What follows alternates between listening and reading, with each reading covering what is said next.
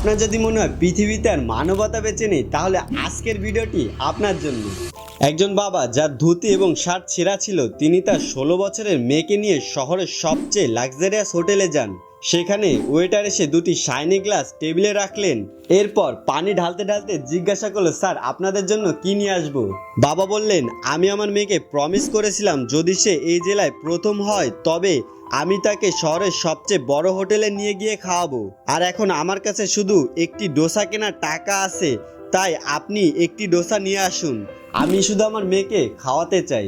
এটি শুনে ওয়েটার সোজা হোটেলের মালিকের কাছে গিয়ে বললেন, স্যার ওই বাপ মেয়েকে আমি আজ তাদের মন ভরে খাওয়াতে চাই। তার মেয়ে আজ ফার্স্ট হয়েছে, যা বিল হবে সেটি আপনি আমার বেতন থেকে কেটে নেবেন। এটি শুনে হোটেলের মালিক অত্যন্ত খুশি হলেন এবং তিনি ঘোষণা করলেন, আজ আমাদের পক্ষ থেকে তাদের জন্য ডোসা এবং কিছু মিষ্টি বিনামূল্যে দেওয়া হবে, যা তারা বাড়ি নিয়ে যেতে পারবে। সেদিন সেই বাবা এবং মেয়ের চোখে অশ্রু ছিল। কিছু বছর পরে মেয়েটি আইএএস পরীক্ষায় উত্তীর্ণ হয়ে কালেক্টর হয়ে নিজের শহরেই ফিরে আসেন। পুরো শহর জুড়ে ঘোষণা হয় কালেক্টর সাহিবা আসছেন। এবং সাহিবা কোথায় যাচ্ছেন? সেই হোটেলে। যখন সাহিবা হোটেলে পৌঁছান, হোটেলের মালিক সাহিবাকে ওয়েলকাম জানানোর পরে সাহিবা নমস্কার দিয়েই বলেন, সেদিন যখন আমার বাবা গরিব ছিল, তার কাপড় ফাটা ছিল এবং তার কাছে টাকা ছিল না, তবুও আপনি মানবিকতার এক চরম উদাহরণ রেখেছিলেন।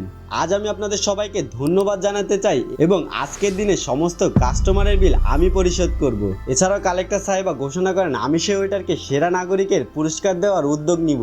বন্ধুরা, আমরা অনেক সময় কারো দুর্দশা নিয়ে খুব সহজে হাসাহাসি করি, কিন্তু সত্যি বলতে এমন উদাহরণ তৈরি করা খুবই কঠিন, যেমনটা সেই হোটেলের ওয়েটার এবং মালিক করেছিলেন। সাহায্য করা এবং মানবিকতার এমন চরম উদাহরণ রাখা সত্যি মহৎ কাজ।